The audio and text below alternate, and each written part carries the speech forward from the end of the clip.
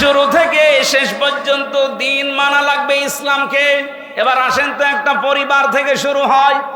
একটা মানুষ বিয়ে শাদী দিয়েই তো পরিবার গঠন করে। আপনি ভালো করে সূক্ষ্মভাবে বুঝবেন, পরিবার থেকে যখন দিন শুরু হচ্ছে, দিন মানে, আরো জোরে বলেন, পরিবারে ইসলাম নেই? আরো জোরে বলেন, পরিবারে ইসলাম কি? এই যে যারা বিবাহ শাদী করতে চান, পরিবারে ইসলাম হচ্ছে বরযাত্রী খাওয়া জায়েজ নেই, ওলিমা করা লাগবে। আপনি তো দিন নেওয়া লাগবে মুহাম্মদুর রাসূলুল্লাহর কাছ থেকে। তিনি জীবনে যতগুলো বিয়ে করেছেন, কোনোদিন বরযাত্রী নিয়ে 200-300 জন গেছে মেয়ের বাড়িতে? কথা বলে না কেন? তিনি যত বিয়ে করলেন, প্রতিটি বিয়েতে তিনি করেছিলেন ওলিমা। নিজের বাড়িতে মেয়েদের লোক নিয়ে এসে খাওয়িয়েছেন। কিন্তু বাংলাদেশ সহ বিশ্বের বহু জায়গায় আমি দেখতে পাচ্ছি এই দিনটা আজ পরিবারে নেই। কথা বলে না কেন? কুষ্টিয়াতেও নেই। এখানে বহু মা বাবা বসে আছে, ওরা ছেলে বিয়ে দেওয়ার সময় মেয়ের বাড়িতে আরো 200-300 জন নিয়েছে, মরণের খাওয়া খাচ্ছে। আর এই যে বরযাত্রী, 1 নম্বর বরযাত্রী। এই সিস্টেম বন্ধ করা লাগবে, যেহেতু ইসলামে নেই।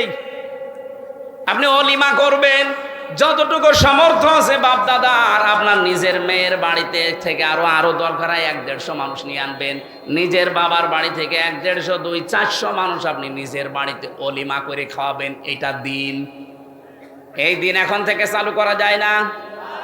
আজকে থেকে সিদ্ধান্ত নেওয়া লাগবে, জীবনে আর বরযাত্রী যাব না, ওলিমায় যাব না। আপনারা রাজি হচ্ছেন আমি জানি, অনেকে লস হয়ে যাবে। আমি বারবার বলছি, কারণ আমার 3টা মেয়ে, আমার তো ঝামেলায় পড়া লাগবে। আরে ভাই, ইসলাম তো বলা যাবে নাকি?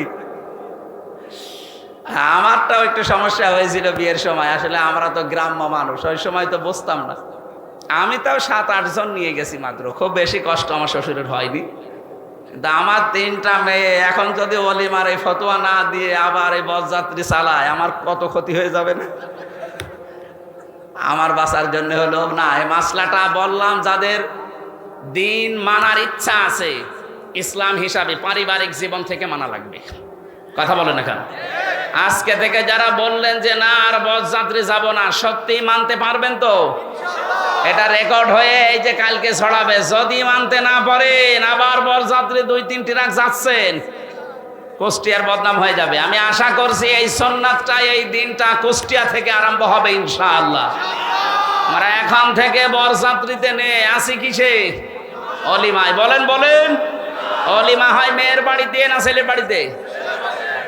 আউযু বিল্লাহি মিনাশ শাইতানির রাজিম। বিসমিল্লাহির রহমানির রহিম।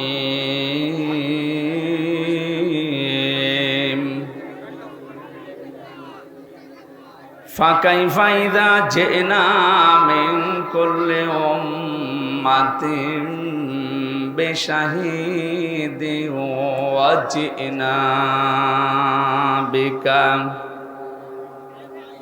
মিন কুল্লি উম্মাতিন বিশাহিদিন ওয়া জিনা বিকা আলা হাউলাই শাহিদা। وقال تعالى في آية أخرى يا أيها الذين آمنوا ادخلوا في السلم كافة صدقت يا ربنا اللهم صل على মাইক কানে আওয়াজ লাগবে, কানের দিকে ঘুরিয়ে দেন। কোথায় মাইকওয়ালা? কানের দিকে মাইক ঘুরিয়ে দেন, রিভাব দেন। বাইরে আওয়াজ লাগবে না, কানে লাগবে। কে দরদ শরীফ পড়েন? আল্লাহুম্মা সাল্লি আলা মাওলানা মুহাম্মাদ ওয়ালা আলি সাইয়্যিদিনা মাওলানা মোহাম্মদ। আলহামদুলিল্লাহ। কথা বলার কোন কারণ? বাংলাদেশের ঐতিহ্যবাহী জেলা কুষ্টিয়া সদর থানার অন্তর্গত হাটস হরিপুর শালদহ নোরানি হাফিজিয়া মাদ্রাসার উদ্যোগে তাফসিরুল কোরআন মাহফিলের স্বনামধন্য সভাপতি জনাব মোশাররফ হোসেন, প্রধান অতিথি অত্র ইউনিয়ন পরিষদের সম্মানিত চেয়ারম্যান জনাব মোশতাক হোসেন মাসুদ, সম্মানিত পরিচালক হাফেজ সালাউদ্দিন, এ মাহফিলের প্রধান অতিথি মঞ্চে বসা আছেন কুষ্টিয়া জেলার কৃতি সন্তান, বিশিষ্ট রাজনীতিবিদ, সমাজসেবক জনাব ইঞ্জিনিয়ার মোহাম্মদ জাকির হোসেন সরকার, আতালাল্লাহু উমরাহু ওয়া বারাকাল্লাহু ফি হায়াতি, বলেন আমিন। মঞ্চে বসা আছেন বাংলাদেশ জামায়াতে ইসলামী কুষ্টিয়া জেলা শাখার শ্রদ্ধাভাজন সেক্রেটারি, ইসলামিক চিন্তাবিদ, শিক্ষাবিদ, রাজনীতিবিদ বড় ভাই জনাব অধ্যাপক সুজাউদ্দিন জোয়াদ্দার, দামাত বারকাতুহুমুল আলিয়া। মঞ্চে বসা আছেন ইঞ্জিনিয়ার মোহাম্মদ টুটুল সাহেব। সামনে বসা মুসলমান ভাইরা, পর্দার আড়ালের সম্মানিতা মা এবং বোনেরা। এই ছেলে, বারবার এক কথা বলা লাগে কি করে? ওরা বসিয়ে দেন তো, বসান, তাড়াতাড়ি বসান। পর্দার আড়ালের সম্মানিতা মা এবং বোনেরা, প্রশাসনের ভাইরা, প্রাণপ্রিয় কুষ্টিয়াবাসী, আল্লাহর দরবারে শুকরিয়া জানাচ্ছি যিনি একটা জগদ্দল পাথর আমাদের বুকের উপর থেকে নামিয়ে দিয়েছেন। আল্লাযী আনকাযা যহরাক, হে নবী, আমি আপনার পিঠ বাঁকা করে রেখেছিল একটা বোঝা, আমি এটা নামিয়ে দিয়েছি। এটা ১৫০০ বছর আগের কথা। কত বছর? তখন IMA জাহিলিয়াত চলছিল। এই বোঝাটা নবীজির পিঠকে বাঁকা করে রেখেছিল, আল্লাহ নিজে বোঝা নামিয়ে দিয়েছেন। ১৫০০ বছর পর ২০২৪ সালের ৫ই আগস্টে আল্লাহ আমাদের ওপর থেকে আমি জাহিলিয়াতের একটা পাথর নামিয়ে দিয়েছে। শব্দ দুইটা শুনতে মনে হচ্ছে কাছাকাছি। IMA জাহিলিয়াত আর আমি জাহিলিয়াত, শব্দ দুইটা কাছাকাছি না? তাদের কাজও প্রায় একই রকম ছিল। এই জন্য আমরা যে পাথর থেকে মুক্তি পেলাম, এখন যে মন খুলে অন্তত কথা বলতে পারছি, জবান খুলে বলছি আলহামদুলিল্লাহ। আমি কোরআনে কারিমের সূরা নমলের ৫০ নম্বর আয়াতের সাথে বাংলাদেশটা মিলিয়ে দেখলাম, এই ১৫.৫ বছর পুরাটা মিলে গেছে। আপনি একটু মিলান দেখেন, কেমন আনন্দ লাগবে আপনার কাছে। এই এখনো কথা বন্ধ করেনি যারা, এরা কারা? ক্যামেরাম্যান কি ওখানে বসতে হাত ধরে বসিয়ে দেন যেন উঠতে না পারে। এবার ওই ছেলেটা যদি ওঠে, আবার সত্যি খবর আছে। তাড়াতাড়ি বসুন।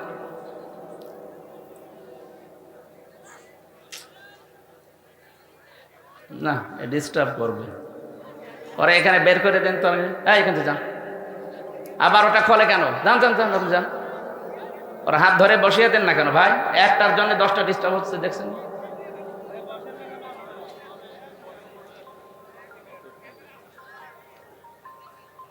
মোবাইল যাদের আছে অন্তত ঘন্টাখানিক বন্ধ করে রাখেন। আপনি এত গুরুত্বপূর্ণ লোক না যে আপনার মোবাইল বন্ধ থাকলে এই কুষ্টিয়া অচল হয়ে যাবে। যাদের মোবাইল বন্ধ থাকলে কুষ্টিয়ার সমস্যা হবে, তারাই তো মোবাইল বন্ধ করে দিয়েছে। অন্তত আপনারা 1 ঘন্টা খানিক বন্ধ করে রাখেন। কারো জন্যে কেউ অচল না, কারোর জন্যে পৃথিবী থেমে থাকে না, এটা প্রমাণ হয়ে গেছে। যারা মনে করতো না আমরা ছাড়া মনে হয় আর চলবে না, তারা নেই। চলছে না কুষ্টিয়া, এ দেশ চলছে না।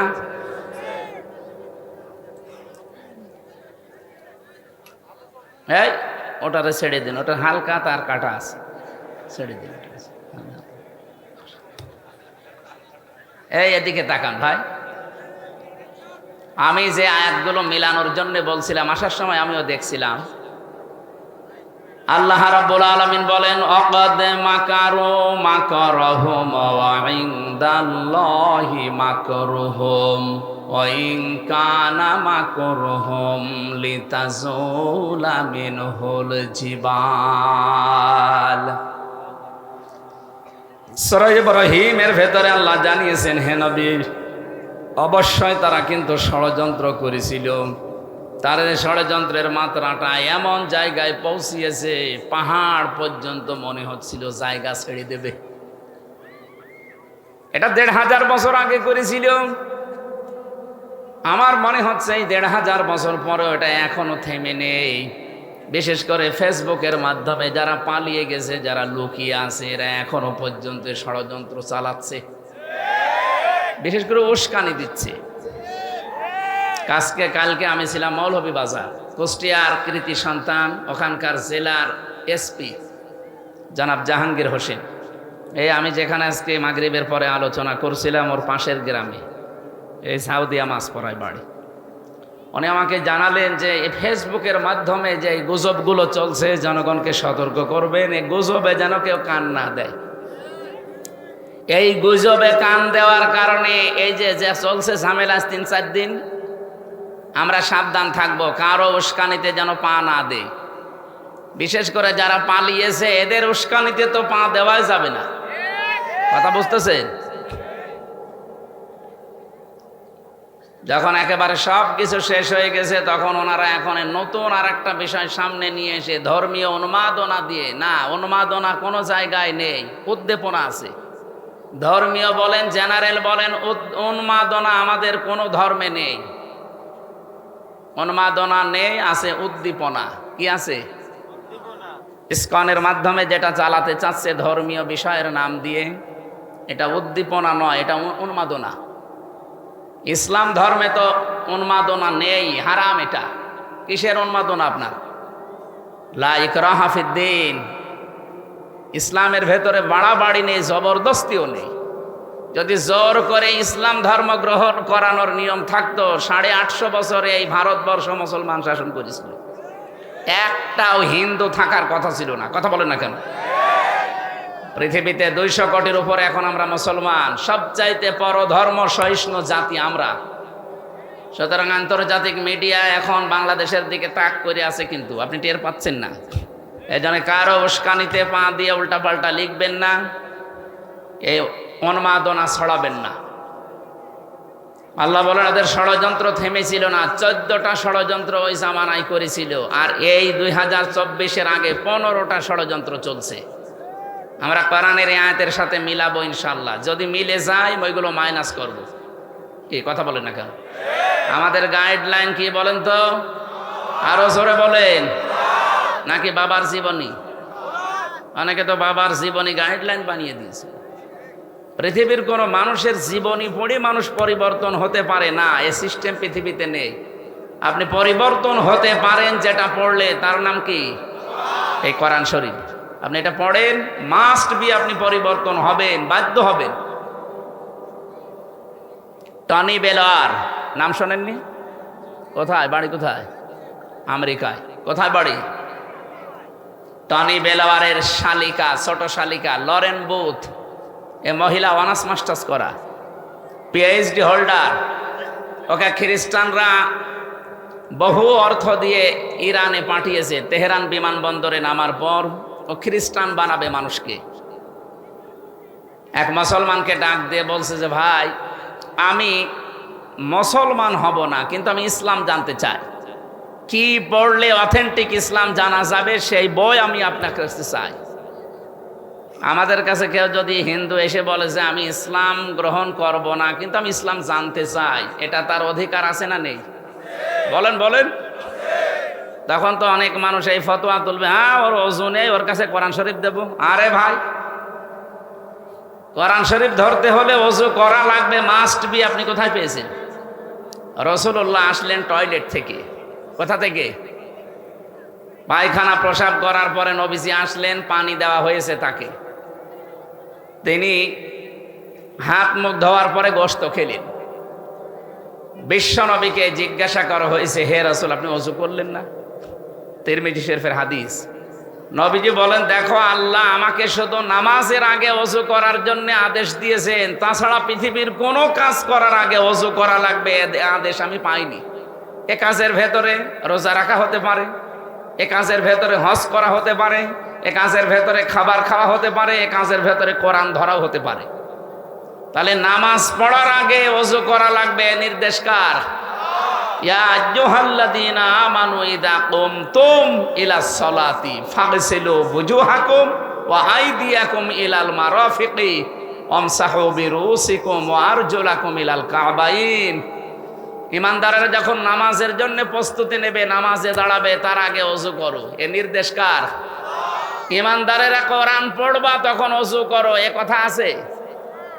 কোরআন শরীফ আপনি দেখেন তো, যারা হাফেজ আছে, মাওলানা আছে, আলেম আছে, বলেন নেই? হ্যাঁ আছে। কি আছে? ফাইদা ক্বরাতাল কুরআনা ফাস্তাইয বিল্লাহি মিনাশ শাইতানির রাজিম। আল্লাহ পাক বলেন, যখন কোরআন পড়বা তার আগে শয়তান থেকে আশ্রয় চাইবা। আউযু বিল্লাহি মিনাশ শাইতানির রাজিম, এটা পড়া লাগবে। আর এটা পড়া সুন্নাত, নফল, মুস্তাহাব না, এটা পড়া ওয়াজিব। কি বলেন তো? না পড়লে আপনার গুনাহ হবে। কেন? পৃথিবীর এমন কোন ইবাদত নেই যে ইবাদতের আগে আউযু বিল্লাহ না পড়লে ইবাদত হয় না, নেই।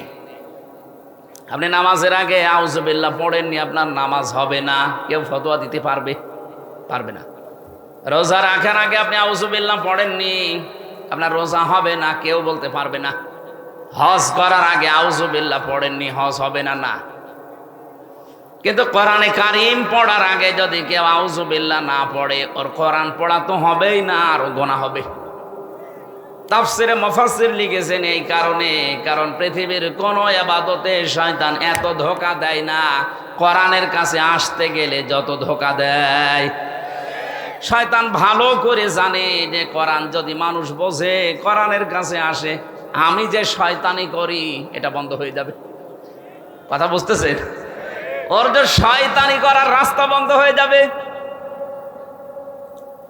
এজন্য কোরআন ধরার আগে ওযু করা শর্ত নয়। হ্যাঁ, কেউ যদি আরবি টু আরবি কোরআন, যেটা এইটা ভরতে গেলে ফরজ গোসল হলে আপনার কাছে যাবেন না, কিন্তু এমনি স্বাভাবিক ওযু নেই আপনি কোরআন ধরতে পারবেন না, না, এটা মাসলা নয়।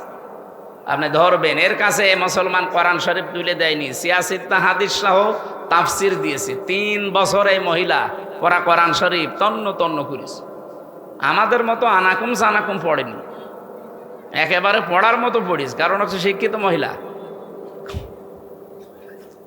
3 বছর পরে মুসলমান হয়ে গেছে।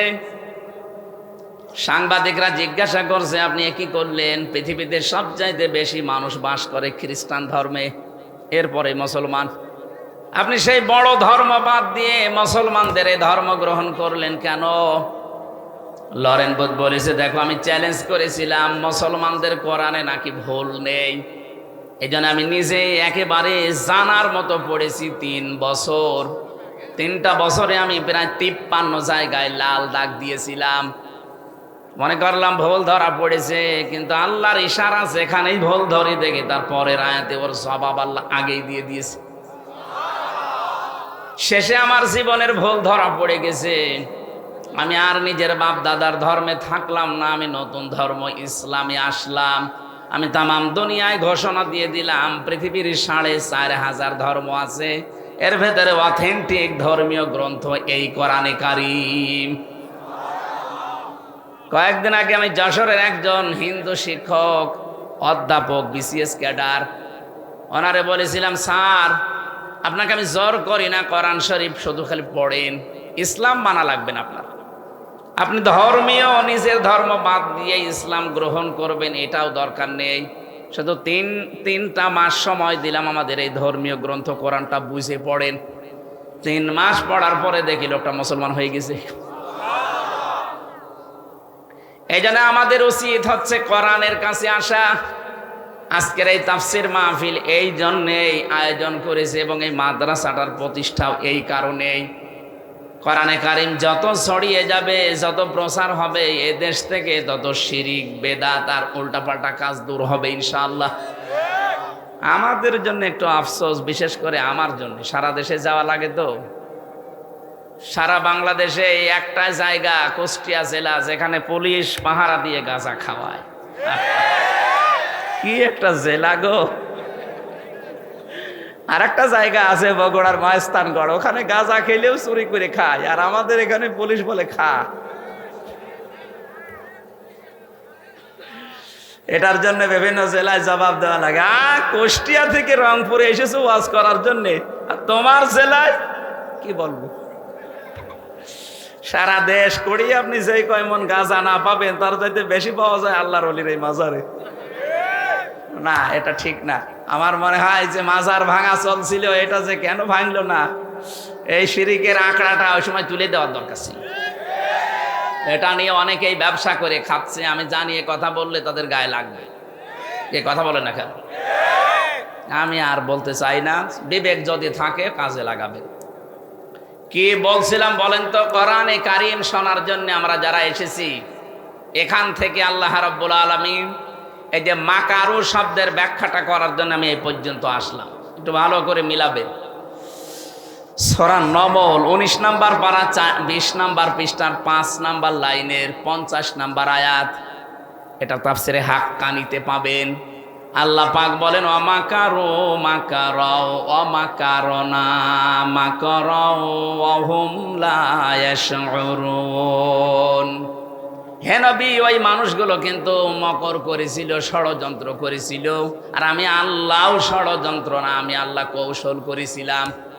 এখানে শিক্ষা দেখেন, শব্দ কিন্তু এক, ব্যবহার করার ক্ষেত্রে কাফেরদের বেলায় ষড়যন্ত্র আর আল্লাহর বেলায় ষড়যন্ত্র নয়, এটা কৌশল। এই জন্য পৃথিবীতে দিন প্রতিষ্ঠার জন্য যা ব্যবহার করা হয় ওইটার নাম জিহাদ, আর দিনের বিরুদ্ধে যদি ওইটাই ব্যবহার করেন ওইটার নাম সন্ত্রাস। এই কথা বলছেন? সারা দুনিয়া যেহেতু মিডিয়া আমাদের হাতে নেই, ওরা আজ এই শব্দটাকে পুরা উল্টিয়ে ওদের কাজগুলো নাকি ভালো কাজ আর আমাদের কাজগুলো সন্ত্রাস। অথচ দুনিয়ায় সন্ত্রাস দূর করার জন্য জিহাদ লাগবে।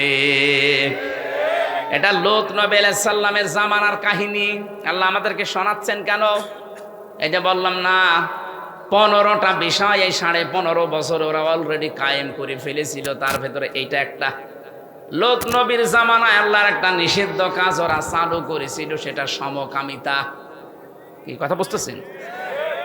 এ দেশে অনেকে এখন এই বীজ বপন করতে চাচ্ছে। হাজার হাজার বছর আগে লূত নবীর ওই জামানায় যারা এই কাজ করেছিল, পুরুষে পুরুষে বিয়ে করা, মেয়েতে মেয়েতে বিয়ে করা, আল্লাহ রাব্বুল আলামিন এত রাগ করেছিলেন তাদেরকে, আল্লাহ গজব দিয়ে ডেড সি বানিয়ে দিয়েছেন, মৃত সাগর। বাইরের দেশে যারা যায়, আমি নিজে দেখেছি জর্ডানে, মৃত সাগর বানিয়ে দিয়েছে আল্লাহ। দুর্বিসন্ধির মাধ্যমে বাংলাদেশকে অনেকে চাচ্ছে এটা যেন আল্লাহর গজবের রাষ্ট্র হয়ে যায়। এদেশে একজন মুসলমান থাকতে সমকামিতা রাষ্ট্রীয়ভাবে কায়েম হতে আমরা দেব না ইনশাআল্লাহ। ষড়যন্ত্রের এই জায়গায় আল্লাহ বলেন, মাকার না, আমি নিজেও একটা কৌশল করলাম, অহুম লা ইয়াশউরুন, কিন্তু তারা টের পায়নি। তাদের শিক্ষা ব্যবস্থায় ষড়যন্ত্র ছিল, তাদের আদালতে বিচার ব্যবস্থায় ষড়যন্ত্র ছিল, তাদের চিকিৎসা ব্যবস্থায় ষড়যন্ত্র ছিল। ভালো ভালো ডাক্তার কিছু হলেই বাইরে পাঠিয়ে দিতেন, আর আমাদের যত রোগের একেবারে জ্বর থেকে শুরু করে যত রোগ সব যাওয়া লাগবে দাদাদের দেশে। কেন তৈরি করা যায় না এখানে?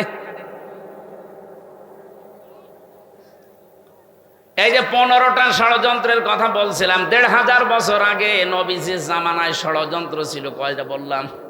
14টা। কয়টা? পড়াশোনা করে বলছি, আমাদের দেশে 15.5 বছরে 15টা অলরেডি আরম্ভ হয়ে গিয়েছিল। আল্লাহ বলেন, আমি নিজে তাদের এই ষড়যন্ত্রের মোকাবেলা একটা কৌশল করেছি, কিন্তু তারা টের পায়নি। ফানজুর কাইফা কানা আকিবাতু মাকরিহিম। হে নবী, একটু নজর করে দেখেন না কেন? যারা ষড়যন্ত্র করেছিল আমি আল্লাহ নিজে তাদেরকে দমন করেছি। আন্না দাম্মারনাহুম, নিজে তাদেরকে ধ্বংস করেছি, ওয়া কওমাহুম আজমাইন, এবং তাদের পুরা জাতিকে। আমি আয়াত পর্যন্ত পড়তাম না, এরপরের আয়াতটা বাংলাদেশের 2024 সালের 5 আগস্টের সাথে মিলে যাচ্ছে, এই জন্য পড়লাম। আমার দৃষ্টিতে মিলেছে, দেখেন আপনার দৃষ্টিতে মেলে কিনা। এরপরে একটা শিক্ষা বের করব। ফাতিলকা বুয়ুতুহুম খাবিয়াতাম বিমা যালামু। এই ভালো করে, এখানে আরবি গ্রামার যারা বসে, বালাগাত মানতেক পড়েছেন কিনা? ফাতিলকা, তিলকার আগে ফা আছে, ফা অর্থ শব্দটা 19টা অর্থে আসে। আল্লাহ যেন নিজের এই আঙ্গুল দিয়ে কুষ্টিয়াবাসীকে সহ বিশ্বের বাংলাদেশের এই 64 জেলার মানুষকে দেখাচ্ছে, ফাতিলকা এই সেই, বুয়ুতুহুম তাদের ঘর। আল্লাহ বলেন এই সেই তাদের ঘর। কি তাদের ঘর? কি বাইতন দেয়নি আল্লাহ, 1 বছর বয়ুত দিয়েছেন। আল্লাহ বলেন এই সেই ঘরগুলো, একটু তাকান। খাবিয়াতান, আমি জনশূন্য করে দিয়েছি। খাবিয়াতান, জনশূন্য করে দিয়েছি। বিমা যালামু, তাদের জুলুমের কারণে। আপনি আগস্টের 5 তারিখের বিকাল 5টা বাজতে বাজতে দেখেন এই দেশের 64 জেলার 630টা থানায় যত জালেমের ঘর ছিল, জনগণ সব মিটিয়ে ফেলেছে মাটির সাথে। আপনি কুষ্টিয়ার দিকে তাকান, এই কথা বলছেন এখানে নাম ধরা লাগবে, আপনি টের পাচ্ছেন না? এত দাপট ছিল যাদের 2 ভাই, তাদের 2 ভাইয়ের বাড়িয়ে দেশের মানুষ আগে ভেঙেছে। এই খাবিয়াতান একেবারে মিলে গেছে, খাপের খাপ, মুমতাজের বাপ। আল্লাহ বলছেন আমি উজাড় গৃহ বানিয়ে দিয়েছি। গত পরশু দিনও আমি বাড়ির সামনে দিয়ে আসার সময় দেখি বাড়ি মনে হচ্ছে না, অথচ 5 তারিখের আগে ওখানে জমজমাট ছিল। ওই বাড়িটা এখন উজাড় গৃহ। মানুষ দেখছি দলে দলে যে বিভিন্ন দিকে মুখ করে প্রসাব করছে। আমার একটা কথা মনে পড়ছিল, পরশু দিন 16 সালে গিয়েছিলাম হজে। কাবা তাওয়াফ করার পরে উপরে গেলাম, হঠাৎ দেখি আমার পেটে যন্ত্রণা, ব্যথা। এক পুলিশকে ডাক দিয়ে বললাম, ইয়া সাদিক, তাল কি? হে বন্ধু, আমার খুব পেটে ব্যথা করছে, এতক্ষণ তো ভালোই লাগছিল। উনি আমারে বলছে, ইয়া হাজিউল হজ্জা তাই না বিলা দোকান। ও হাজি, দেশ কোথায়? জি তুমি বাংলাদেশ। বাংলাদেশ থেকে এসেছি। ওর ভাষা দিয়ে আমারে বলছে, হাজি জানেন না এটা কোন জায়গা? না তো। আবু জেহেলের বাড়ি। আপনি এখনো পায়খানা না করে দাঁড়িয়ে আছেন, তাড়াতাড়ি করেন।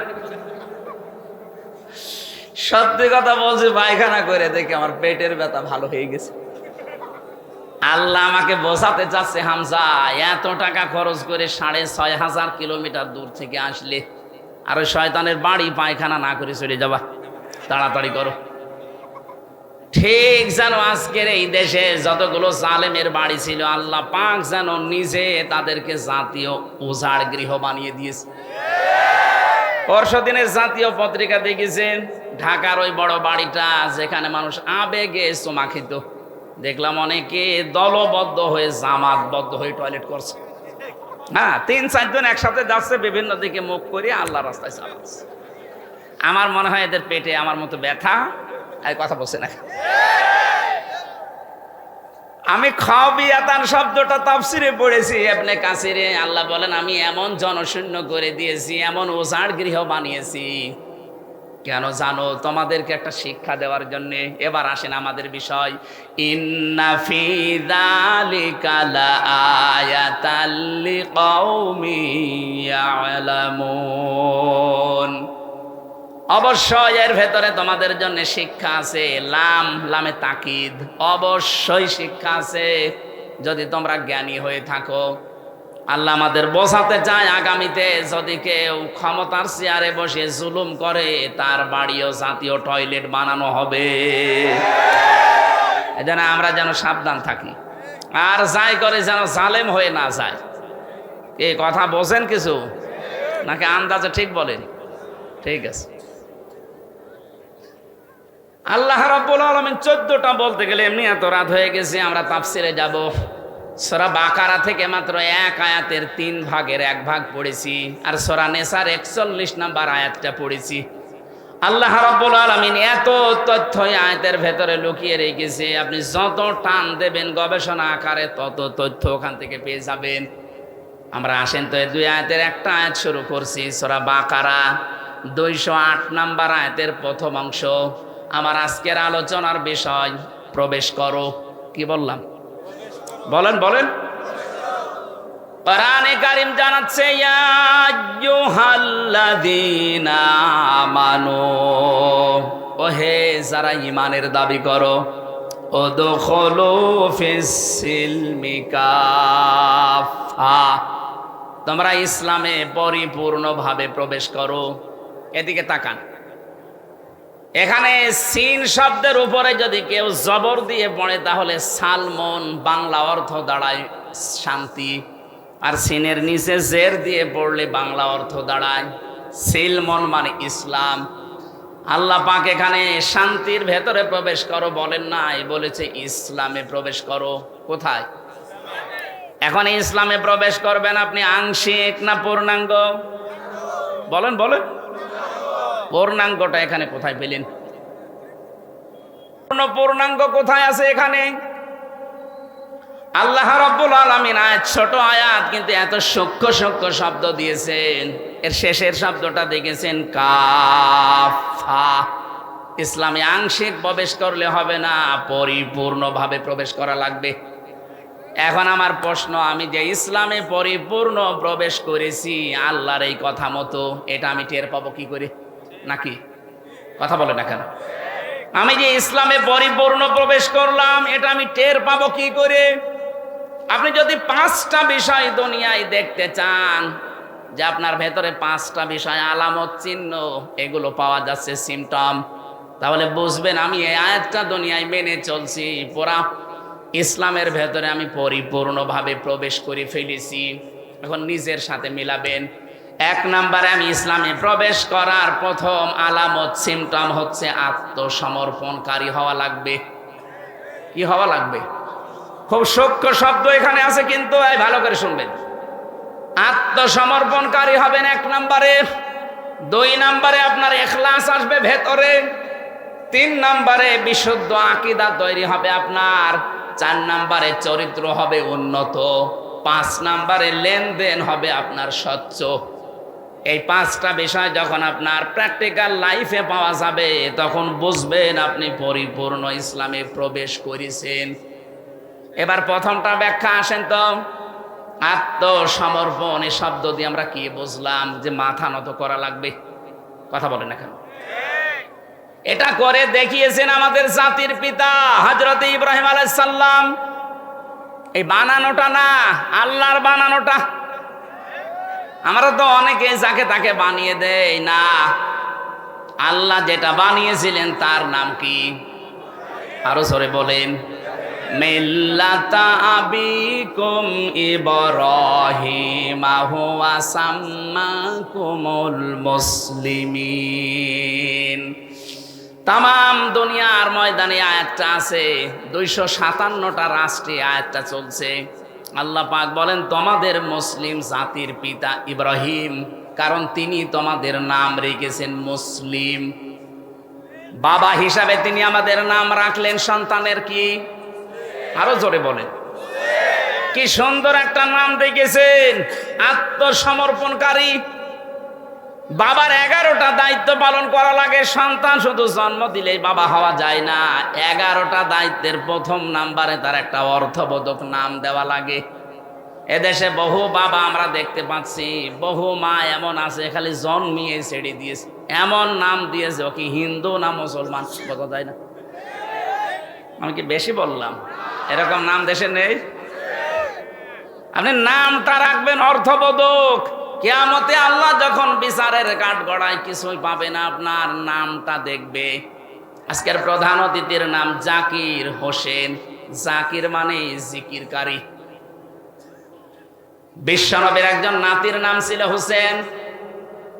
এই অর্থবোধক, অর্থ দেখে দেখে আপনি নাম রাখবেন, ওর প্রভাব তার জীবনের উপরে পড়বে। কারো নাম যদি আসাদ থাকে, আসাদ মানে সিংহ বাঘ, তার চরিত্রের ভেতরে সাহসিকতা ফুটে উঠবে। কারণ নাম রেখে দিয়েছেন কুকু। নাম কি? ওর দাদি বুড়ো মানুষ বলছে কুকুর, এদিকে আয়। আমরা এখান থেকে শিক্ষা পেলাম, বাবা হতে হলে, মা হতে হলে 11টা কাজের প্রথম কাজ সন্তানের নাম রাখা লাগবে অর্থবোধক। কথা বুঝতেছেন? কিয়ামতে আল্লাহ কিছুই যখন পাবে না মাফ করার জন্য, তখন বলবে নাম। নামের খাতিরে আল্লাহ অনেককে মাফ করে দেবে। তাই বলে আবার হাউ আঙ্কেলের মতো নাম হলে সমস্যা। কি আঙ্কেল? How uncle. নবীর নামের বদনাম করে ফেলেছে শয়তান। একটা আলেমের সাথে বিয়াদবি করার কারণে আল্লাহ তাকে এত অপমান করেছে, বাংলাদেশে এত অপমান কেউ হয়নি। এখন সারা দেশে ওর নাম হাউ আঙ্কেল আর 3 ইঞ্চি। আর কি নিচে নামবে? হযরত ইব্রাহিম আলাইহিস সালাম তিনি আত্মসমর্পণ করেছিলেন। তাকান, আমাদেরও ওইভাবে করা লাগবে। সূরা বাকারার 131-32 নম্বর আয়াতে আল্লাহ দলিলগুলো দিচ্ছেন। কয়েকটা বিষয় এখান থেকে বের হবে, ভালোভাবে শোনেন। কষ্ট হচ্ছে? আল্লাহ পাক বলেন, ইদি ক্বালা লাহু রাব্বুহু আসলিম ক্বালা আসলামতু লিরাব্বিল আলামিন। বলেন আল্লাহু আকবার। উনি গাছের মাথায় বসে কোড়াল দিয়ে কাঠ কাটছিলেন। আল্লাহ পাক বলেন, ইব্রাহিম আত্মসমর্পণ করো। তিনি বললেন, আল্লাহ আমি এখান থেকে কি করে আত্মসমর্পণ করি? গাছের মাথায় বসে কোড়াল দিয়ে খাতনা করো, এইটাই তোমার আত্মসমর্পণ। ওখানে কোড়াল দিয়ে খাতনা করে তিনি বললেন, আমি আত্মসমর্পণ করলাম বিশ্ব জগতের মালিকের কাছে। কি পেলেন এখান থেকে? ইব্রাহিম নবী আমাদের জাতির পিতা 50টা পরীক্ষা দিয়েছিলেন দুনিয়ায়। কয়টা? এর 50 নাম্বার পরীক্ষা ছিল এইটা। উনি খাতনা করেছিলেন। আধুনিক বিজ্ঞান আজ এই শব্দটা নিয়ে, এই বিষয়টা নিয়ে গবেষণা চালিয়ে দেখেছে, স্বাস্থ্যসম্মত এবং শরীরকে সুস্থ রাখার জন্য খাতনা অনেক জরুরি। যদিও অনেক হিন্দু ভাইরা এটা করে না, এই জন্য ওদের বলা হয় ফুল হাতা। আমরা কি হাফ হাতা। আমি এই শব্দটা জেলখানায় যে আমি জেলার পেয়েছিলাম দেবদুলাল। ও যখনই প্রবেশ করতো ভেতরে, মানুষ বলতো ফুল হাতা আসতেছে। ফুল হাতা কি গো? পরে শুনলাম মুসলমানই দেয়নি, এই জন্য ফুল হাতা। আর আমরা যারা দিয়েছি আমরা হাফ হাতা। শেষ পর্যন্ত ইব্রাহিম আলাইহিস সালামের এই সুন্নাতটা আমরা মুসলিম জাতি হিসাবে দাবি করলে সুন্নত মনে করে মানি। ওনারা যারা মানেন না, ওনাদের বিভিন্ন রোগ হয়ে যায়। এই জন্য শিক্ষিত ধর্মীয় যারা আছে হিন্দু, দেখবেন আমি দেখেছি তাদের খোঁজ খবর নিয়ে ওরা গোপনে মুসলমান ডাক্তারের কাছে যে মুসলমানি দিয়ে দেয়।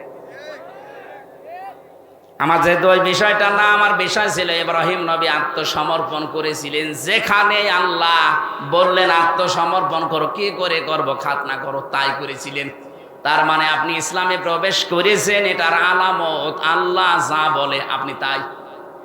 আপনার মন মতো আর কিছু করতে পারবেন না। যদি করেন তাহলে ইসলামে এখনো পরিপূর্ণ প্রবেশ। বলেন বলেন। হযরত ইব্রাহিম এবং সন্তানদেরকে ডাক দিলেন, আওয়াসা বিহা ইব্রাহিম বানিহি ওয়া ইয়াকুব ইয়া বানিয়া ইন্নাল্লাহা আসতাফা লাকুমুদ-দীন ফালা তামুতুন্না ইল্লা ওয়া আনতুম মুসলিমুন। রব্বুল আলামিন বলেন, হযরত ইব্রাহিম তোমাদের জাতির পিতা এবং ইয়াকুব কি করেছিল জানো? আত্মসমর্পণ কি করে করা লাগে দেখো। তাদের সন্তানদেরকে ইন্তেকালের আগে ডাক দিয়ে বললেন, কলিজার টুকরা সন্তানেরা, অবশ্যই আল্লাহ, ভালো করে শুনবেন, অবশ্যই আল্লাহ তোমাদের জন্য নির্বাচিত করেছেন, চয়ন করেছেন, ভালোবেসেছেন, পছন্দ করেছেন, চুজ করেছেন একটা দিনকে। কাকে? আরো জোরে বলেন, আরো জোরে। দিন মানে রাতের পরে যেটা আসবে। বলেন। 4,500 দিন আছে এই দুনিয়ায়। এখন জাতিসংঘের আন্ডারে এখন 195টা দেশ আছে। বাকি দেশগুলো স্বাধীন পরাধীন মিলে এই জন্য জাতিসংঘের আন্ডারে আসে নাই। কিন্তু পৃথিবীর মানচিত্রে রাষ্ট্রের সংখ্যা 257টা। 4,500 দিন ধর্ম চলছে তামাম দুনিয়ায়। আল্লাহ পাক বলেন দিন কি জানো?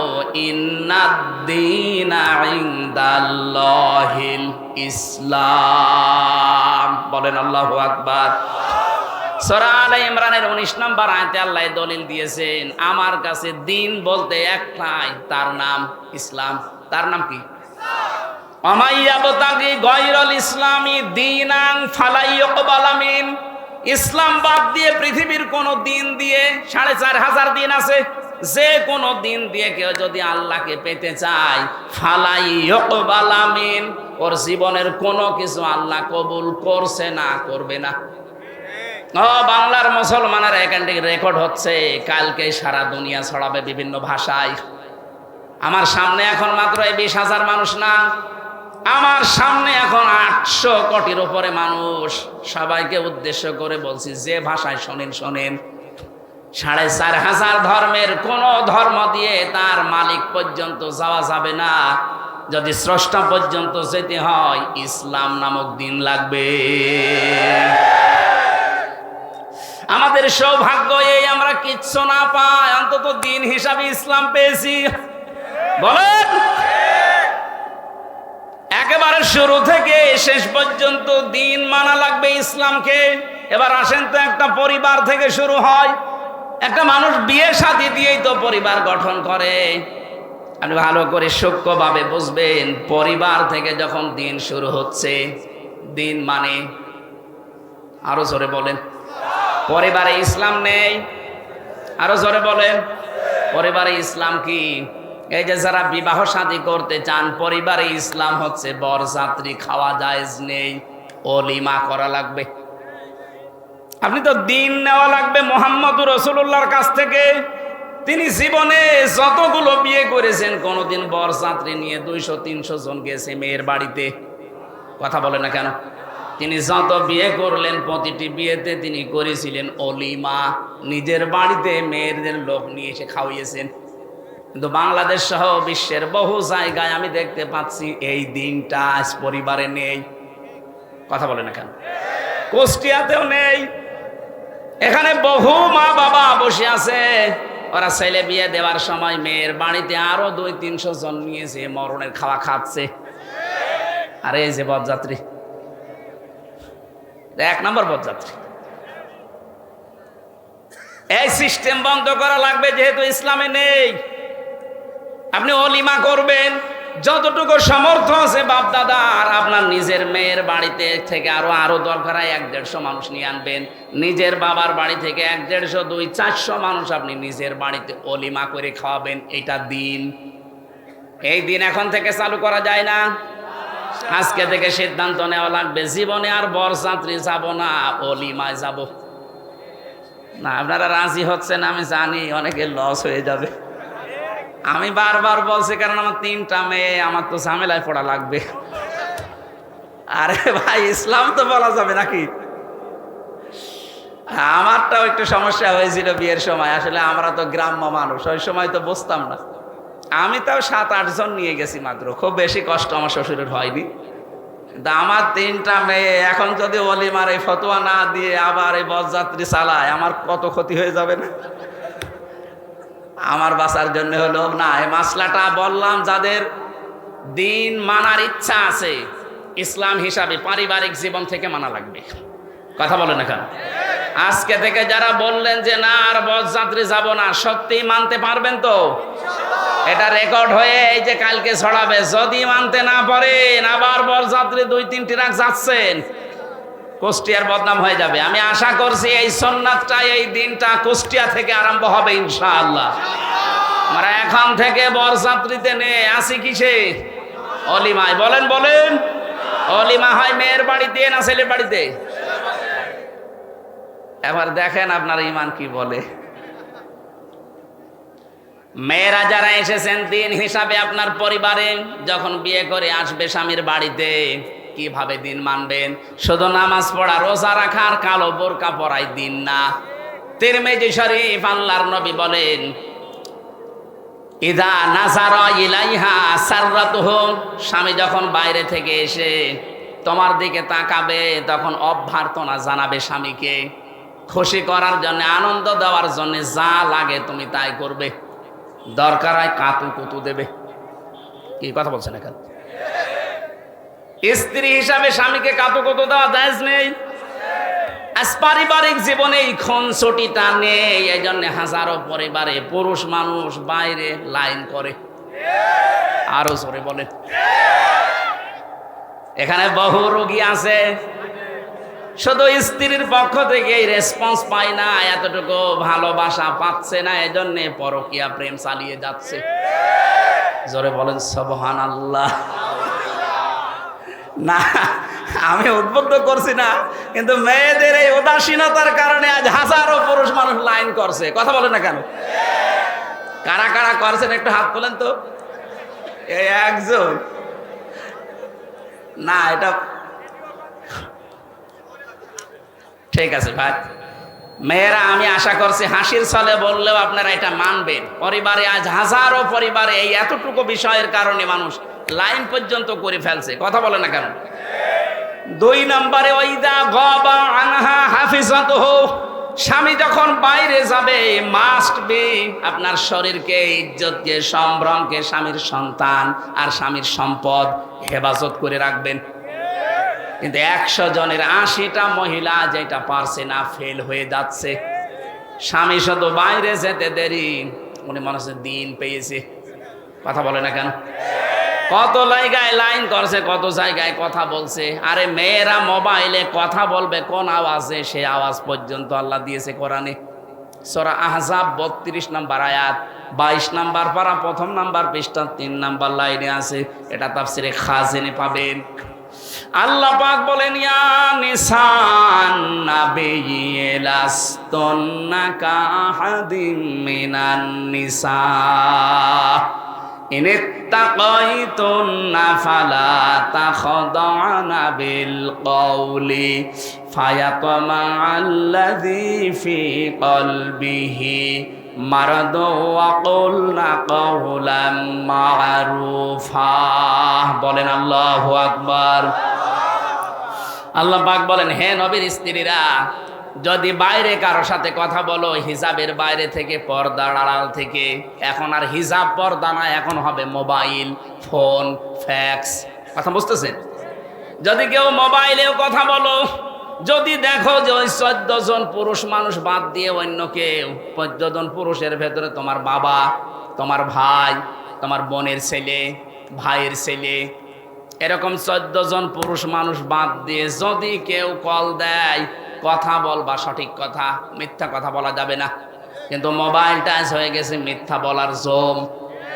ঢাকে কুষ্টিয়ার মজমপুরে বলছে আমি ঢাকায় আছি। কথা বলে না কেন?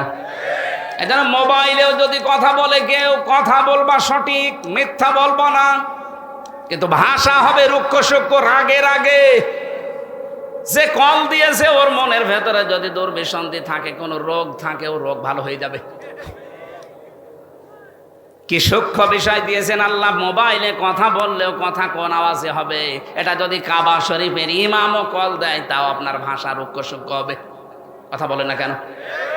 আর আপনাকে আপনার দেবরে কল দিয়েছে, মনে হচ্ছে কি পেয়েছেন আপনি। জাহান্নামে বেশি মানুষ যাবে 2টা কারণে। 1 নম্বরে, যে মানুষগুলো নিজের আশপাশের যারা ভাবি আছে, ভাবি, এদের সাথে যারা উল্টাপাল্টা লাইন করে, চরিত্র ধ্বংস করে, এরা বিনা হিসাবে জাহান্নামে যাবে। আর বাংলাদেশে এখন এই রোগ দিন দিন বাড়তেছে। হরিপুরে নেই, আছে মানে আপনি এখনো খোঁজ খবর নেন, চলছে কাজ। আশা করছি আপনি আওয়াজ কানে গেলে এখনই ফিরে আসেন। ভাই বাড়িতে নেই, উনি বিদেশে আছে, আর আল্লাহর রাস্তার লাইন চালাচ্ছে। 3 নম্বরে, মেয়েরা ওয়াতুইনু আলা দীনি জাওজাতিহা, তোমার স্বামী যদি মানবতার কোনো কাজে থাকে, মানবতার সেবায় থাকে, দিন প্রচারে থাকে, দিন প্রসারে থাকে, স্বামীকে সাহায্য করবা, স্বামীকে ছাড় দেবা, উদ্বুদ্ধ করবা। আমি জাকির সাহেবের কথা বলছি, যেহেতু সমাজসেবক, উনি বাইরে মানবতার সেবায় কাজ করছে, বাইরে মানবতার জন্য কাজ করছে, ইসলামের কাজ করে। ওনার স্ত্রী যদি নেককার হতে চায়, দিন মানতে চায়, ইসলামে প্রবেশ করতে চায়, স্বামীকে ছাড় দেওয়া লাগবে, সময় দেওয়া লাগবে, উদ্বুদ্ধ করা লাগবে। এটা নেককার মহিলার গুণ। আর যদি সবসময় ঘ্যানর ঘ্যানর করে, কি করো তুমি, আপনি নামাজ পড়ে রোজা রেখে কালো বোরকা পরে জাহান্নামে যাবেন। কারণ এটা 3 নাম্বার পয়েন্ট, তুইনু আলা দীনি যাওজাতিহা। স্বামী যদি দিনের কাজ করে, মানবতার কাজ করে, সেবা করে, তাকে ছাড় দিবা, উদ্বুদ্ধ করবা, সময় দিবা, তাহলে ঘরে বসে বসে ওই কাজের সওয়াব তুমি পেতে থাকবা। সুবহানাল্লাহ বলতে পারেন না? কোন মানুষ যদি সুস্থ অবস্থায় ইবাদত কন্টিনিউ করে, প্রতিদিন মনে করেন আপনি সুস্থ অবস্থায় আয়াতুল কুরসিটা পড়েন, তেমন অসুস্থ হয়ে গেছেন আর পড়তে পারছেন না, যখন অসুস্থ যদি 10 বছরও থাকেন, 10 বছর আয়াতুল কুরসি পড়ার সওয়াব পেতেই থাকবেন। এজন্য সুস্থ যতদিন আছেন ইবাদত বন্দেগীতে থাকবেন, অসুস্থ হয়ে গেলে যেন ওটা জারি থাকে, বন্ধ হয়ে না যায়। জোরে বলেন সুবহানাল্লাহ। 4 নম্বরে, স্বামী যেটা আদেশ করে ওটা যদি জায়েজ হয়, স্বামী যেটা আদেশ করে ওটা যদি জায়েজ হয়, তোমার জীবন থাকতে ওইটা মানা লাগবে। আরে আমি স্বামী, যত স্বামী এখানে বসে আছে প্রত্যেকটা স্বামীর পক্ষ নিয়ে বলছি, বাংলার প্রতিটা স্বামী চায় বিয়ের পরে আমার মা বাবা আমাদের সাথে থাকবে, কিন্তু 100 জনের 98টা বউ এটা চায় না। এক কথা বলেন। গত কয়েকদিন আগে আমি নীলফামারীর কিশোরগঞ্জ থানায় গিয়ে ওরা আমার নিয়ে গেল বৃদ্ধাশ্রমে, দেখি এইদিকে 30 জন, এইদিকে 30 জন বসে আছে মা আর বাবা। ওদের চোখের দিকে তাকিয়েই বুঝলাম প্রত্যেকটা মা বাবা সন্তানের জন্য বরদোয়া করছে। তাদের তো আমাদের মতো ছেলে আছে, মেয়ে আছে। এই ছেলেটা, এই মেয়েটা আজ বাধ্য হচ্ছে মা বাবাকে বৃদ্ধাশ্রমে রেখে যেতে, বাইরে আলাদা করে দিতে, ভেন করে দিতে বাধ্য হয় ওর বর কারণে। আর ওর বউকে এবারে বারবার ফসলায় ওর বর মা আর ওর বড় বোন। এরকম শাশুড়ি আর ওই যে শেষ কার আছে, হাত তোলেন তো।